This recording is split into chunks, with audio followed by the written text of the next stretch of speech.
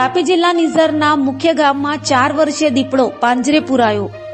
સ્થળ પરથી મળતી માહિતી અનુસાર 8 દિવસ પહેલા નિઝર ગામના ખેતીવાડી વિસ્તારોમાં દીપડો દેખાતા અને નિઝરના ખેડૂત શ્રી રમેશભાઈ પટેલના જુવારના ખેતરમાં દીપડો દેખાયો હતો.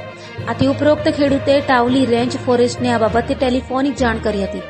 આથી વન વિભાગ દ્વારા પાંજરું મુકાવવામાં આવ્યું હતું, જે દીપડો રાતના સમયમાં શિકારની શોધમાં આવતા પાંજરે પુરાઈ ગયો હતો.